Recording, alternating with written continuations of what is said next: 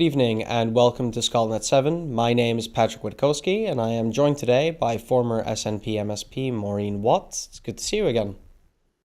Yes, good to see you too, Patrick.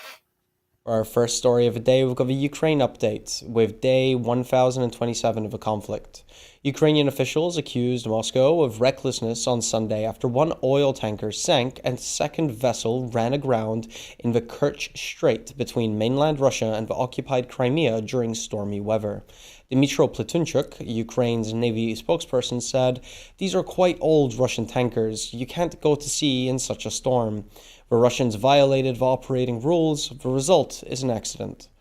The Volganeft 212 tanker snapped in half after being hit by a large wave, with a video showing its bow sticking vertically out of the water. One of the 15 crew members was killed in the incident after 11 others were taken to hospital. The tanker was carrying 4,300 tons of low-grade heavy fuel oil, known as mazout, and footage also showed a black oil slick around the vessel. Commentators said the oil products, if spilled into the Black Sea, would cause serious ecological damage to a marine environment already badly affected by war. Soon after it emerged that a second tanker, the 132-meter Volganeft 239, was drifting in the same area after sustaining damage. Russia's emergencies ministry later said it had run aground 80 meters from shore near the port of Taman at the south end of the Kerch Strait, which runs between mainland Russia and occupied Crimea. The ministry later said that efforts to evacuate the 14-member crew had been suspended because of bad weather. The ministry said rescue teams were in contact with a ship which had all facilities on board necessary to ensure the lives of the crew were not in danger. Kremlin spokesperson Dmitry Peskov has said that President Putin has ordered the government to set up a working group to deal with the rescue operation and mitigate the impact of a fuel spill, after meeting with ministers for emergencies and environment. Ukraine's SBU security service said on Sunday that it had destroyed 40 rail cars carrying fuel to Russian troops in the area of Zaporizhia region Moscow holds in southern Ukraine. The SBU said one of the units had organized a sabotage operation that damaged a rail line as the train was moving near the village of Oleksivka in the Russian-held part of Zaporizhia region. The train was halted with tanker cars ablaze, and army units fired U.S.-supplied HIMARS missiles at the site, it said. On Sunday, Russia said its forces had captured villages in two key frontline areas of eastern Ukraine as they advanced towards the supply hub of Pokrovsk, the industrial center of the town Kurakov. A Ukrainian drone struck a campus belonging to Russia's National Guard on Sunday in the Russian region of Chechnya, as Kiev continues to strike back after a mass air attack from Moscow. Footage on social media showed a drone swooping low after the Chechen capital, Grozny, 800 kilometers southeast of the front line in Ukraine, before exploding. No casualties were reported. Chechen leader Ramzan Kadyrov confirmed the drone hit a site belonging to the Akhmat Grozny Right Police Battalion, and said that two other drones had been shot down by air defenses. Maureen Watt, passing over to you. What do you make of the developments in Ukraine? Well, I'm so glad that Broadcasting Scotland, first of all, takes the time to give us a detailed account of what's happening because mainstream media doesn't remember sometimes that there's a war in Ukraine and give us any updates.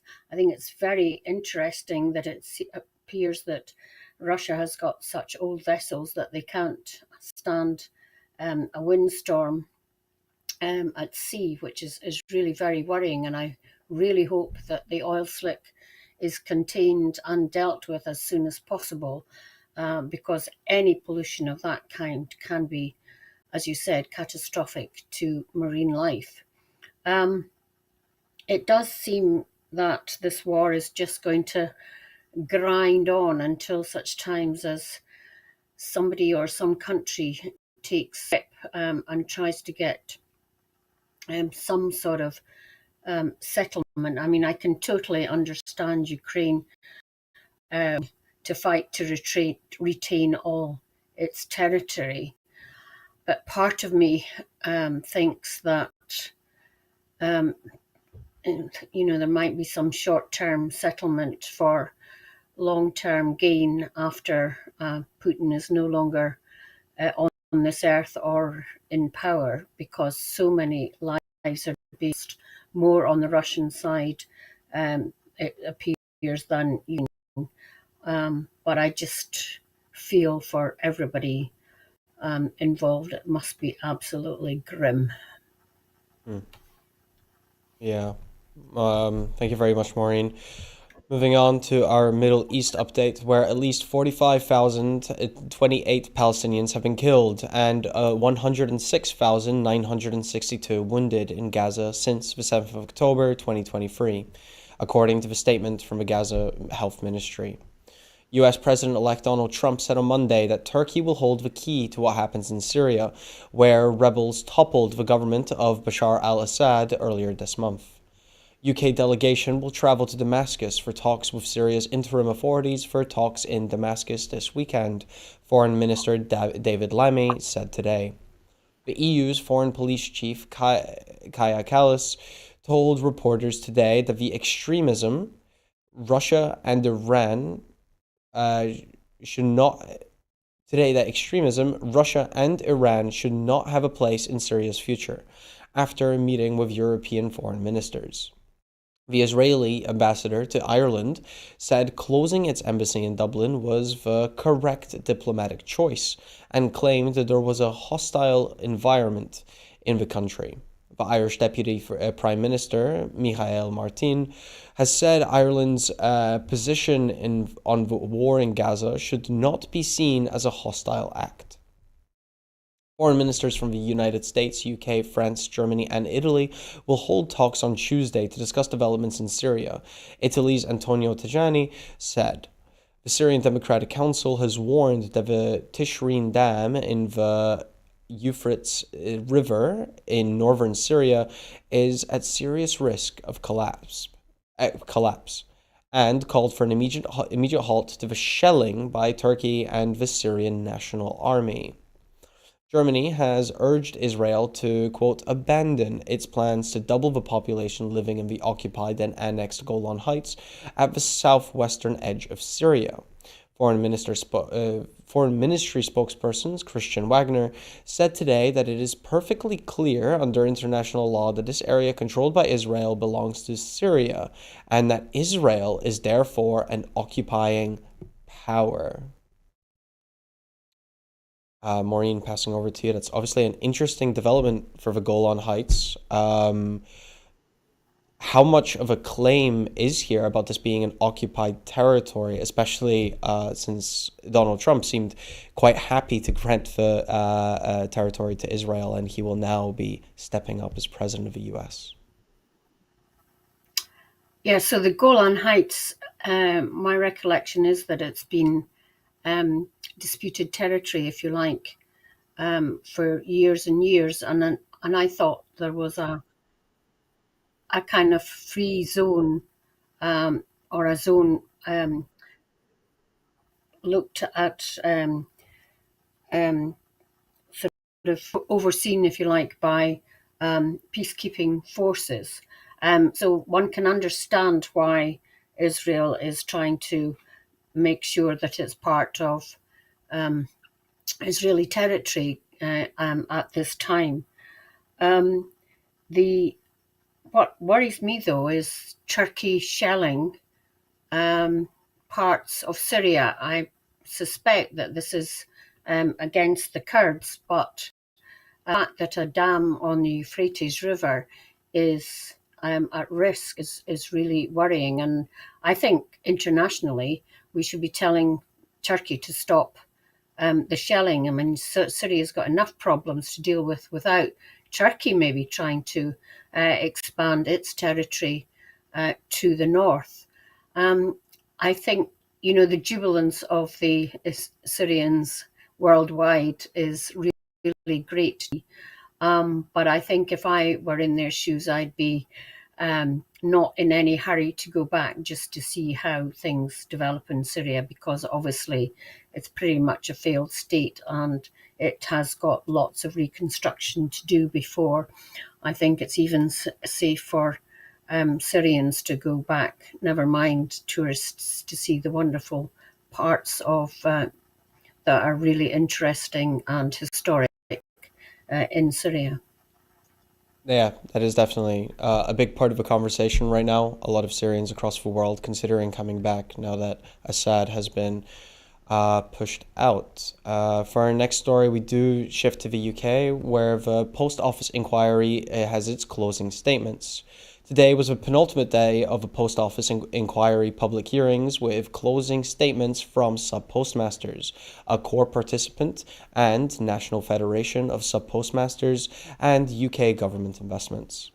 Today, the hearing heard accusations that the post office was holding up compensation payments by demanding contemporaneous documentation to support sub-postmasters' claims, despite the post office having locked them out of the businesses and preventing access to any documents and to even having shredded documents, which could have been used by sub-postmasters as evidence.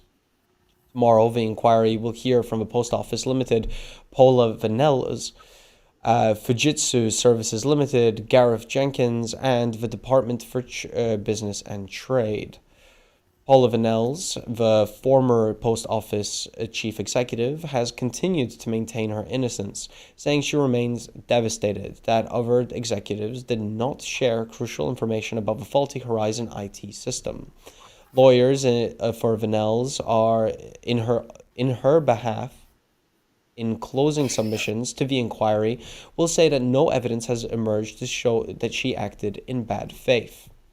Vanells, who was the chief executive of the post office from 2012 to 2019, gave 3 days of testimony to the inquiry earlier this year, denying knowledge of a faulty basis on which the prosecutions were carried out, saying that she was too trusting of key executives. When she told the inquiry through tears that she, quote, loved the post office, Sam Stein, KC, representing victims, accused her of talking absolute rubbish. Quote, Ms. Vanells cannot and does not try to hide from the fact that whilst chief executive, she did not manage to uncover the truth about the extent of the bugs, errors, and the defects in her Horizon. In Horizon, said Sam Stein, KC. Her lawyer. Wait, sorry, my bad. Let me read that again. Ms. Vanells cannot and does not try to hide from the fact that whilst chief executive, she did not manage to uncover the truth about the extent of the bugs, errors, and defects in Horizon, said Ms. Vanells' lawyers in the 138-page following closing submission. This, quote, this is a matter of deep and constant personal regret in Ms. Vanells, as is the fact that the convictions of sub-postmasters were not overturned sooner, quote. More than 900 branch operators were prosecuted, hounded for money, and in some cases pushed to suicide between 1996 and 2015 after errors in the Horizon software system produced financial shortfalls in their branches. The post office continued to fight branch operators seeking justice until 2019. In its closing submission to the inquiry, Post Office pointed the finger at Fujitsu, which built and managed the IT system. After closing statements, the inquiry will continue gathering and analyzing evidence, drafting the final report, and will begin a process known as Maxwellization, which is where, under Rule 13 of the Inquiry Rules 2006, the inquiry needs to give anyone who it is proposed significantly or explicitly to criticize in a report a reasonable opportunity to respond. Maureen, how closely have you been following the post office inquiry developments, and what do you make of this defense from Miss Wells' lawyers that as much as she might have searched, she was not able to find problems in the system? Well, I've been following it off and on. I haven't for example, clicked on to watch the stuff directly. I've just been listening to snippets on the radio and television. And thank goodness we're at the level or the state now of closing statements, because it seems to have been going on for ages and ages. And I heard Sir Alan Bates, who obviously made the film about the post office, which brought it all to the general public's attention, welcoming the closing statements and hoping that it wouldn't be too long before the inquiry its report. But as for Paula Venables, who we should not forget was a high up in the Church of England, trying to cover her back through her lawyers, is absolutely awful.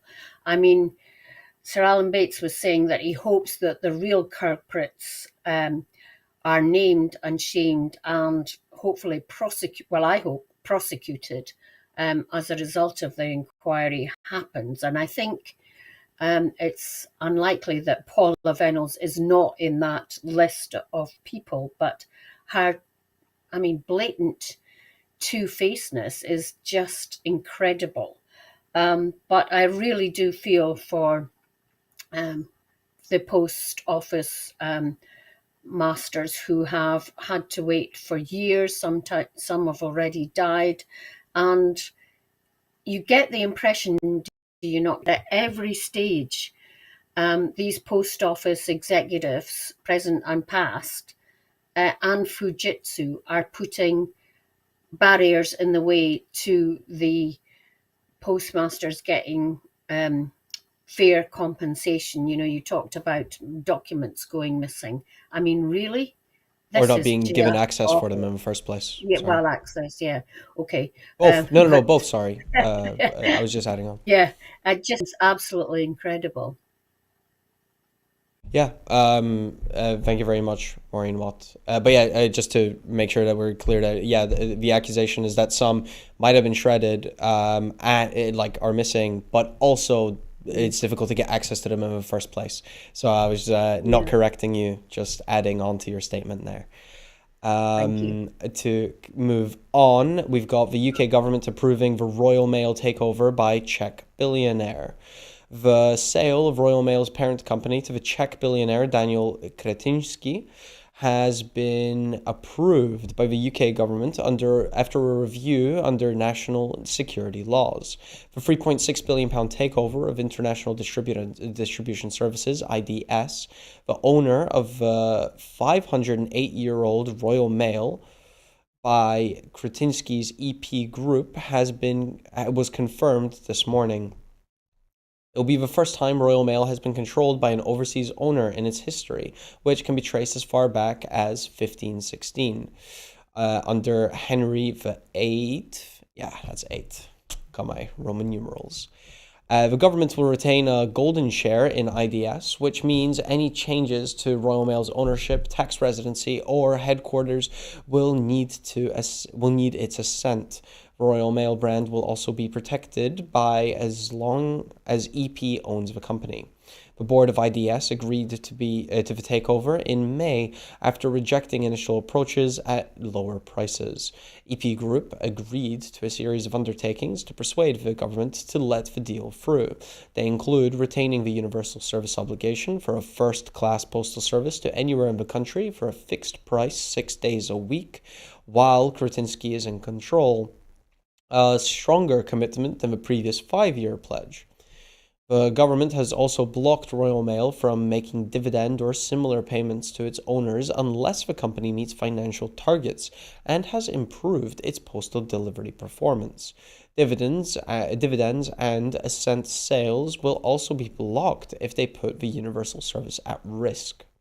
Other undertakings include keeping the Royal Mail headquarters and tax residency in the UK for 5 years, and maintaining base salaries and benefits for staff for at least 2 years.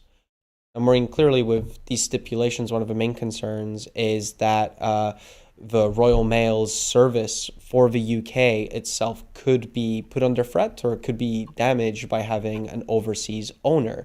Do you see these threats, or are you happy with these sort of stipulations? Do you think they do a good job of keeping the royal service in our benefit? Well, maybe I'm old school, but I cannot believe that it was privatized in the first place. I mean, I thought that was awful at the time, and I still feel it's awful that such an important and basic service is in private hands. And now that it's in overseas foreign hands, I find that even more unacceptable. Um, these stipulations and obligations that have been agreed seem to be um, agreeable to everybody, including, I think, the post office workers. So I think we'll just have to wait and see. But if an institution like Royal Mail is attractive to an overseas billionaire, why isn't it attractive to investors in this country? That I find difficult to understand as well. And as I said initially, the fact that it's even in private hands, I find intolerable. And, you know, how it couldn't be made to work when it was in public hands, I just cannot understand. Thank you, Maureen. The other thing, Oh actually, that yeah. I'd like to say is Mhm. that, you know, there is absolutely no reason why the Royal Mail should have been able to be profitable if it had, earlier than it has, tried to get part of the huge parcel market. Absolutely huge parcel market. I mean, the deliveries of parcels with people buying online is absolutely massive. Mm. And the post office took years and years before it decided to get into that market. And it's now obviously a latecomer and finding it really difficult. But, you know, it just shows to me incompetence of management, um, you know, right throughout its, well, recent history. That is a good point. I didn't actually know that. Thank you very much, Maureen.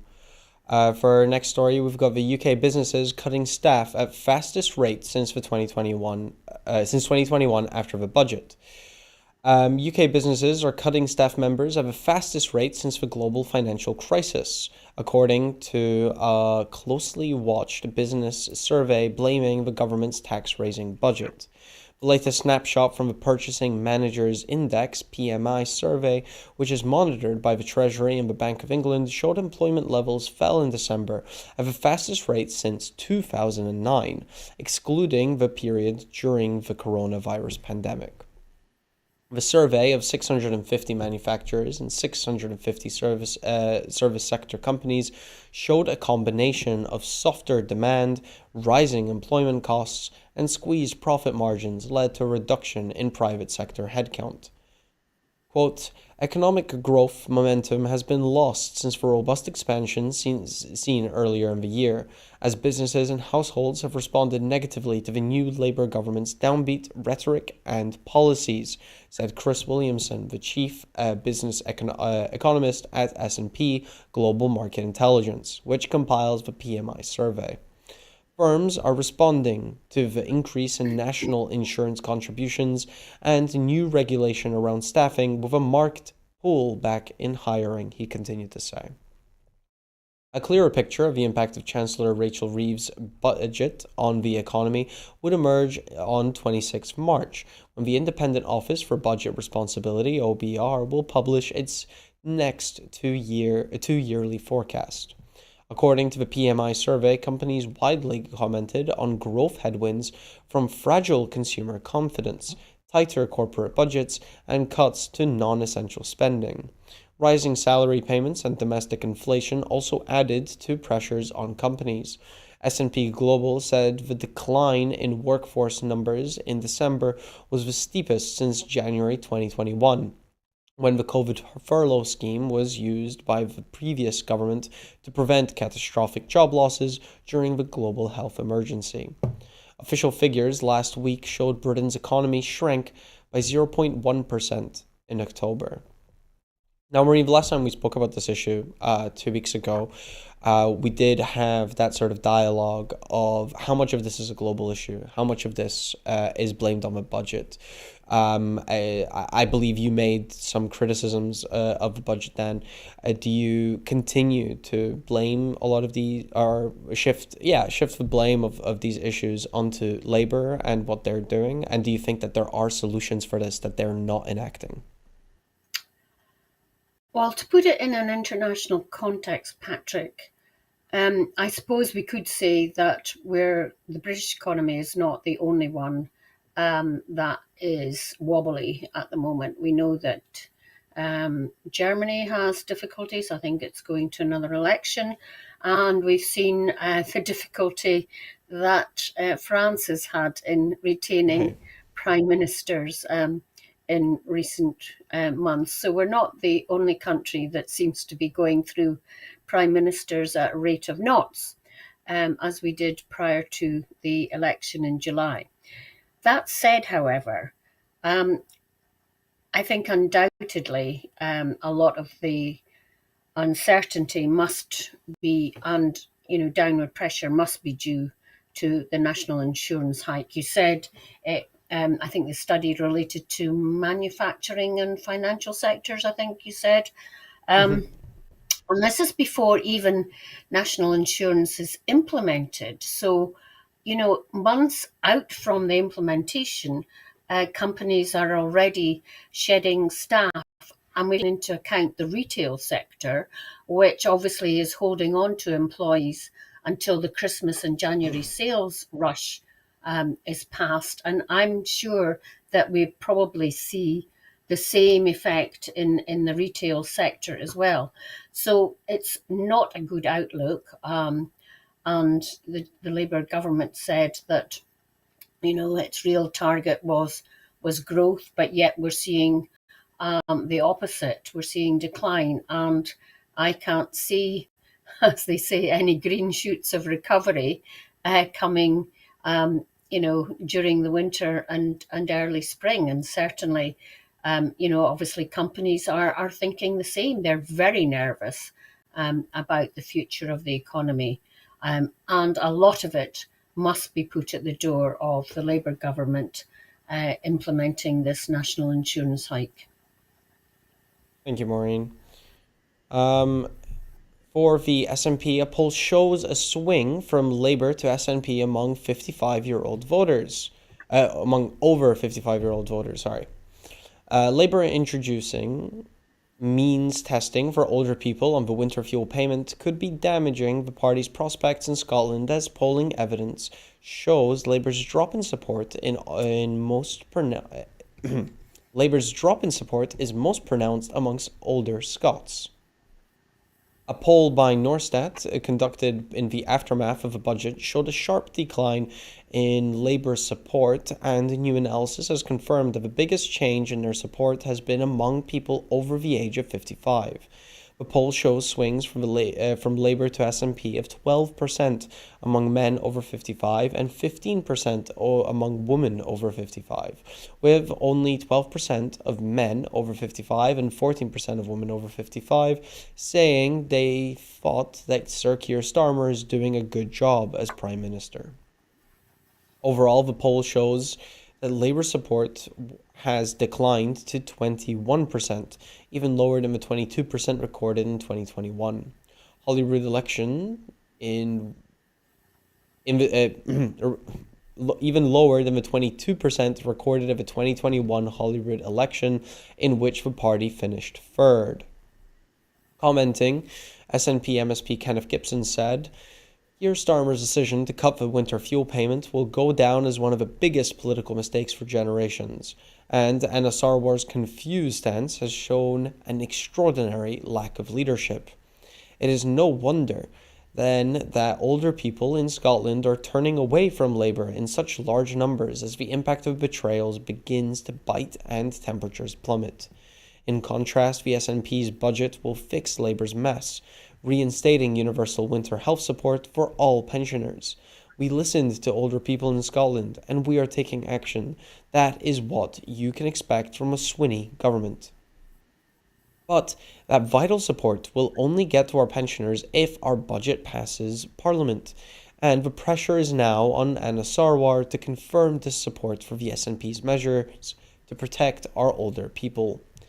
If he stands in the way of this support, Labour's support amongst older Scots will only plummet further. Maureen, what do you make of that? Well, of course, it's only a poll. I wish it was going to be confirmed in 2026. But I think clearly the Scottish Government's attempts to mitigate the worst effects of the winter fuel payment imposed by the Westminster Labour government has really burst Anna Sarwar's bubble, who thought that he could ride on the coattails of the Labour win at UK level carry him into government in 2026. And clearly, on recent polling, not just this one, that doesn't look as if it's going to happen. So he's got a big uphill struggle to try and claw back any support that he had. You know, John Swinney is often, by his opponents called dull and managerial, but actually, I think that's what people want and need now, because we've had so much upheaval, not just at Westminster, but at Holyrood too, and not least within the Scottish National Party itself, that he's been shown since he took office as a steady hand and somebody who's getting to grip with the problems in Scotland, getting to grips with difficulties in the party, albeit they're pretty difficult decisions to make. And I think that people are beginning to see that. I just wish the branch farm stuff was out of the way, and with that we find out what is happening as a result of that. I don't understand for the life of me why it's taking so long. But that aside, I think John Swinney is being seen as somebody who is trustworthy and can deliver and is prepared to take the tough decisions to mitigate the worst effects of Westminster government and giving people what they want. Good heavens, people pay taxes and want a government to deliver and help them in their daily lives. And these are the decisions that the Scottish government under John Swinney is taking. And, it's paying dividends for the government and for, as it would appear, the party generally. Because the older people are not traditionally people who have supported the SNP in great numbers. We keep hearing that it's the young people who, especially those who've never known anything other than an SNP government, who support the party most. So this is really welcome news for the party. Thank you very much, Maureen. For our next story, we shift to the world of espionage, where the alleged Chinese spy linked to Prince Andrew has been named as Yang Tengbo. The alleged Chinese spy with links to Prince Andrew and who made connections at the heart of the UK establishment has been named as Yang Tenbo, a businessman who is also known as Chris Yang. Yang, whose identity was previously protected by an anonymity order, can be named after a judge lifted the ban this afternoon. In a statement, Yang said he has applied for the order to be lifted in order to issue a public denial about the claims made about him. He said he was not a spy and has, quote, done nothing wrong or unlawful. The concerns raised by the Home Office against me are ill-founded. Mr. Yang is the former chair of a Hampton Group, a consultancy firm which had been in the UK for almost 2 decades. He was first stopped by counter-terrorism services in 2021 and ordered to surrender his devices. Court documents said Yang had split his time between China and the UK and told officials that he considered the UK his second home. In February 2023, Yang was offboarded from a flight from Beijing to London and the Home Secretary was in process of examining the case to exclude him from the UK. That order was made the following month. His appeal against the decision was rejected last week by the Special Immigration Appeals Tribunal, SIAC. Details of Yang's close links in the Duke of York emerged last week in the SIAC ruling. The businessman had visited the UK regularly, attending events at a series of royal residences, including Prince Andrew's birthday party at his home. The hearing heard Yang was barred because he was believed to be associated with China's United Front Work Department, which seeks to gather intelligence on influential overseas nationals. The ruling said in his witness statement Yang had downplayed his links with the group. In a statement on Friday, Andrew's office said he had stopped all contact with the man whom he had met through official channels.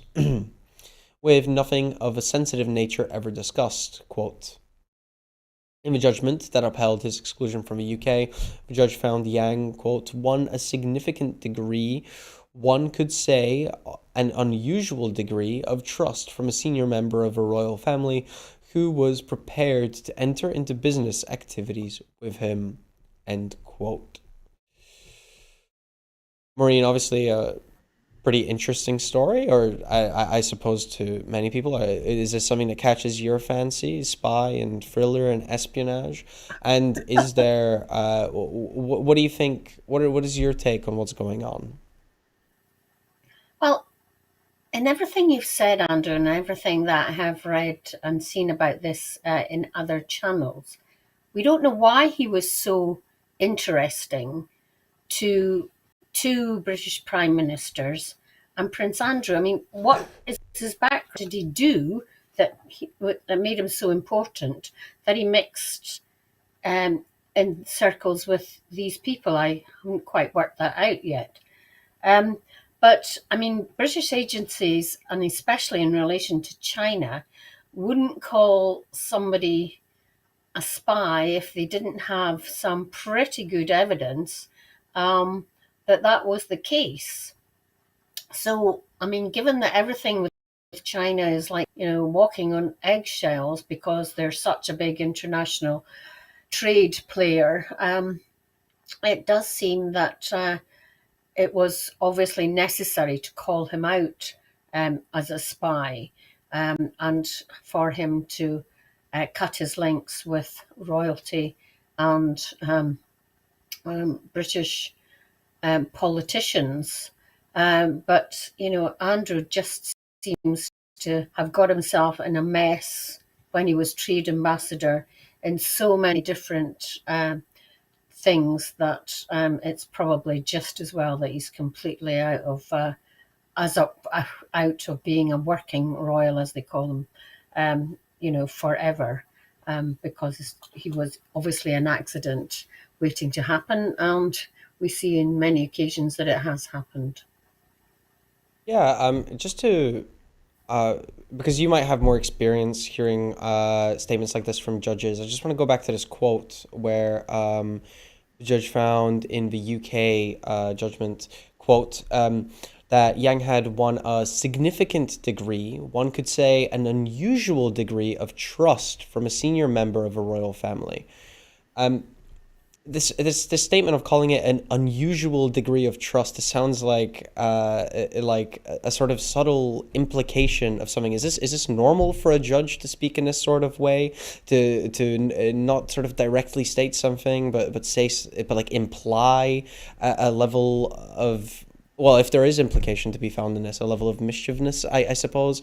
That's how I interpret it as a layman. Do you see that here as well? Is this normal? Yeah, I mean, I think there's lots more to come out on this story, don't you? I mean, was he bankrolling Prince Andrew? He's always short of money, isn't he? Or claims to be short of money in his house, 30-bedroom house or something, falling about his ears because he hasn't kept it up. Um, I think that there is lots more to come out on this that we haven't yet heard. And I hope there's more comes out, because clearly, I think obviously the royal family and the king knows more about it, because Prince Andrew and Sarah Ferguson are not now attending Sandringham for Christmas. So I think that shows that there's probably more to come out. Thank you very much for that, Maureen Watt. In the the EU is launching a 10 billion euro space program to challenge Elon Musk's Starlink. The EU has launched an ambitious 10 billion euro space program with a constellation of 290 satellites to rival Elon Musk's Starlink, further widening the post-Brexit security gap between EU and UK. The Iris-2, which will offer sublease communications capacity for commercial use as an alternative to Musk's Starlink network. Sorry. The constellation is intended to ensure the EU's security for governments and armies amid increasing global concerns over cybersecurity. Quote, "It is a significant step towards Europe's sovereignty and secure connectivity," an EU statement said. Technological advances mean the network of high and low-powered satellites will provide the equivalent of 1,000 satellites in a mega constellation, similar to Starlink. Europe has been served by a combination of state-licensed satellite networks, providing coverage from Ireland to Eastern Europe. Networks enable TV and internet, as well as defense, weather, and border surveillance functions. After Galileo and Copernicus, Iris-2 is the EU's third flagship satellite program designed to address the long-term challenges deepened in the last 3 years of Russia's full-scale invasion of Ukraine and alleged cyber attacks in several European countries. It will involve 2 types of satellites that will operate in medium Earth orbit and low Earth orbit. Before Brexit, the UK was part of an EU space program, with UK armed forces due to have access to the Galileo satellite network from next year. Asked if the UK would be involved in the Iris-2 program, given its common interests in the defense and security, and Keir Starmer's pledge to reset relations with the EU, a senior official said there had been no such request. Maureen, before we get into, I guess, the negative side of this, I assume from our past conversations, you would be happy to see competition to Elon Musk's sort of stronghold on things such as satellites here. Is that correct? You remember well, Patrick. I think the idea that Elon Musk is in charge of the US satellites is really worrying, that they're in the hands of such a volatile individual. I mean, I have to admit that I wasn't really that interested in this piece of our program tonight until you gave that intro to it. And clearly, it is very important in terms of security and in terms of radio links. And things like that, which I hadn't thought of before, and this is the third part of the program. But your last bit on this, that the UK, as a result of Brexit, isn't involved in any of this, is to me really worrying, because does that leave us totally out on a limb and not in control, if you like, of our space security? The other thing that I just thought when you were giving that intro, Patrick, was yet more, well, I can't really call it debris, but it will be debris at some point in space, and what's happened to the previous 2 rounds of satellites. Are they just orbiting round, as I say, as space debris? That has worried me for a long time. Yeah, there's certainly a worry of all the stuff floating around out there. And it is an ongoing discussion of how it gets dismantled and taken care of.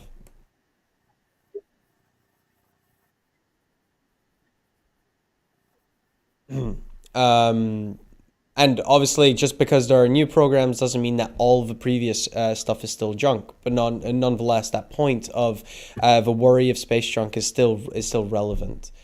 For our next story, we've got the Scottish Government fund for English classes for new Scots. Refugees, people seeking asylum, and other forced migrants in Glasgow are benefiting from English classes to help them integrate into communities, supported by £500,000 in Scottish Government funding, which will help 800 learners. The classes are helping people who have been forced to flee their country gain the language skills needed to rebuild their lives in Scotland, communicate confidently with people in their new communities, and establish and strengthen their social connections. On a visit to Glasgow Clyde College, Equalities Minister Cowcub Stewart said met people who are benefiting from the classes. Equalities Minister Cowcab Stewart said Scotland has a proud history of welcoming people of all nationalities and faiths, including those seeking sanctuary from war and persecution. We're committed to helping those who find refuge in Scotland to settle into their new communities. As a refugee or a person seeking asylum whose first language is not English, having the opportunity to learn English opens up a world of possibilities, from being able to interact confidently with people to taking part in community events and making new friends. Learning English will also make the process of finding work easier, which I know is a key priority for many new Scots. It was great to visit Glasgow Clyde College to meet some of the people who are benefiting from these classes and hear about the real difference that language skills are making in their lives. Marina, this is quite a more positive spin that I usually hear from this sort of immigration talk, where I will hear a lot of sides sort of complaining about lack of integration or new communities not developing language skills. But here is a good faith and genuine effort to not complain about it, but do something about it and integrate these people through language. Do you share this sort of positive note that I take from this? What do you think? Yes, I mean, it's not as if this hasn't been going on for a long time. As I visited several such projects throughout the country, but probably mainly in Glasgow. But I think it is good that we are continuing to invest in this. And I just hope that, children are obviously learning English when they're at school and integrating with their peers at school. But I hope that this targets makes sure that as many women as possible are involved in these programs as well. I hate to think of, as we've seen happen, women, you know, kept at home and not benefiting from these classes while um, men take part and, learn, if they are allowed to work, learn English at their work. So I think this program is targeting refugees and asylum seekers. Um, and we saw an awful debate last week on asylum seekers being allowed free bus fares, which was absolutely appalling and well called out by the First Minister. So I think this shows how important it is to have communication through good language skills. And, probably it does contribute to less tension and segregation of communities, as we've seen in other parts of the UK. That is a interesting point you raised there about how some programs might inadvertently, accidentally empower certain types of groups more so than other groups. You notice, like for example, the gender disparity that could happen. That is a point worth noting. Thank you very much. For the continuing with a focus on Scottish government, where the Scottish government is providing aid for the world's biggest humanitarian catastrophe in Sudan. Scottish government is to provide critical aid to one of the world's most overlooked and devastating crises, pledging £375,000 to help alleviate suffering in conflict-torn Sudan. First Minister John Swinney announced the funding, which will support vital humanitarian projects for some of the 30 million people affected by the conflict. Famine, displacement, and gender-based violence that have ravaged Sudan since April 2023. Despite limited global media attention, the war in Sudan has claimed an estimated 150,000 lives and driven 11.5 million people from their homes, creating what the United Nations describes as one of the largest displacement crises in history. The funding, delivered through Scotland's Humanitarian Emergency Fund, HEF, will empower trusted charity partners, Christian Aid, Tear Fund, and Islamic Relief to deliver life-saving assistance in Sudan, South Sudan, and neighbouring Chad. First Minister John Swinney said the following: "The situation in Sudan is harrowing, and this funding demonstrates Scotland's commitment to standing with those in dire need. We are helping charity partners to provide urgent assistance to address the devastating impacts of conflict, famine, and displacement. As a responsible global citizen, Scotland stands shoulder to shoulder with the people of Sudan during this darker chapter in their country's history. Our thoughts are with millions struggling to survive and facing an uncertain future." Christian Aid will provide multi-purpose cash assistance to improve food access for 5,270 Sudanese refugees and displaced individuals in the Wedwell settlement camp and surrounding host communities.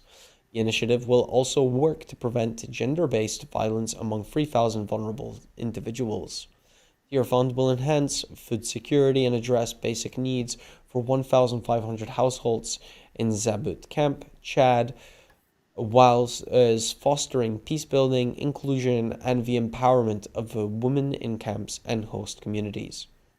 Islamic Relief will assist 2,400 newly displaced people from eastern Al Jazeera to Jeddaref State, providing cash assistance and hygiene kits for women and girls, including 120 individuals and disabilities, to alleviate their suffering.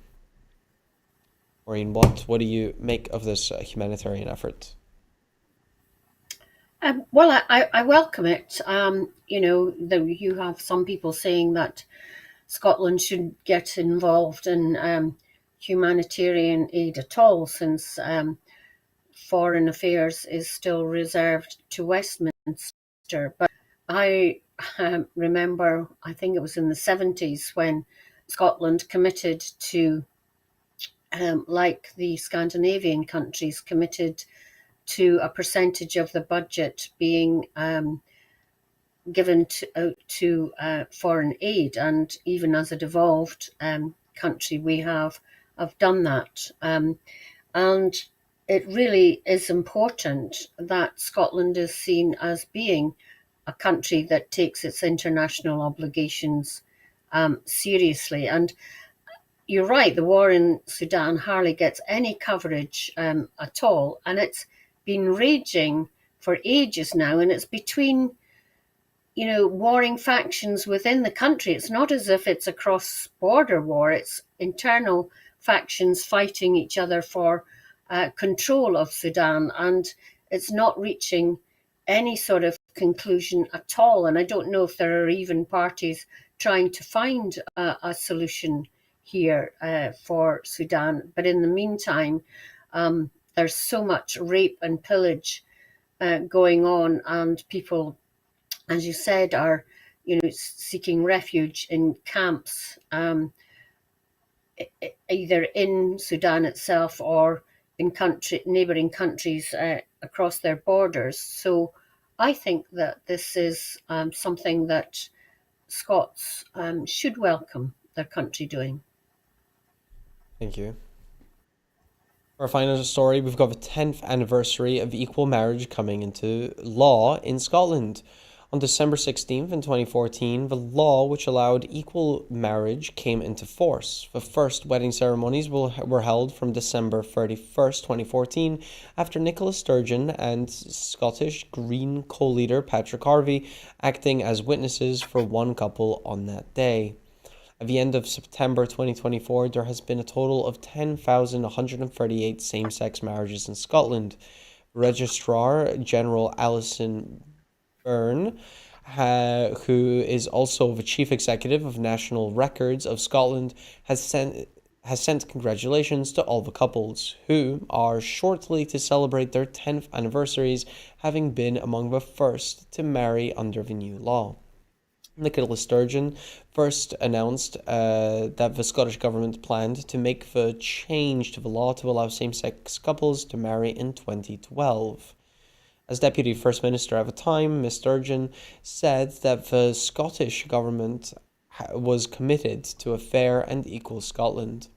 Commenting, Scottish Green co-leader Patryk Harvey MSP said, "The introduction of equal marriage was a long overdue and powerful step in the right direction for our country, and one that generations of LGBTQI+ people and their allies fought, worked, and campaigned for. It was life-changing, not only for those who could finally celebrate their love for one another in a way they wanted to, but also for the message it sent to LGBTQI+ people who about what Scotland stood for and the country we aspired to be." He went on to say that there was this wonderful amount at the end of the process. There was a wonderful moment at the end of the process after the votes had been cast and the result had been announced. The people in the public gallery stood up and applauded the MSPs, and we stood up and applauded them too, with everyone aware of how historic the vote had been and how much it meant. Maureen, feel free to comment. Yeah, it was emotional moment in the Parliament, and as you said, people in the gallery clapped, which they're not really supposed to do. They're not allowed to do. But then when members stood up and started clapping them back for all the work they'd done in helping get the legislation through, there was very little that the presiding officer could do to stop it. So, yes, it was a very important moment for Scotland. I think it shows that we are an open, tolerant society, and that's the kind of independent country we would like to be. And, are there many people who now are against the legislation and allowing people who love each other to show and demonstrate and legalize that commitment? I hope not. Thank you very much, Maureen.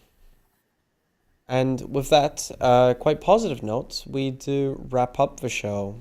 Before I go, I do want to remind you that Broadcasting Scotland, it does depend on the generosity of all of its supporters. To everyone who has donated and to everyone who has signed up to make a regular monthly payment, thank you very much. We set our fundraising target in April, hoping to reach £36,000 by the end of the year. It is now December, and we have only raised over £19,000. Just half of our target. However, to pay our bills and survive, we urgently need to raise at least £12,000. We face costs of over £4,000 every month, but only receive donations of around £2,500. We do need more regular subscribers, and we must also clear our debts as well. We are at crisis point and really needing to increase our donations to be able to pay our bills and survive. Our program will always be free to view. However, if you can afford the donation or the monthly subscription, please consider becoming a Broadcasting Scotland supporter at just £5 a month. And please donate whatever you can afford. Thank you. Thank you very much, Maureen Watt. A lot of very valuable insight from you today. Yeah. Thank you so much for joining us. You're welcome.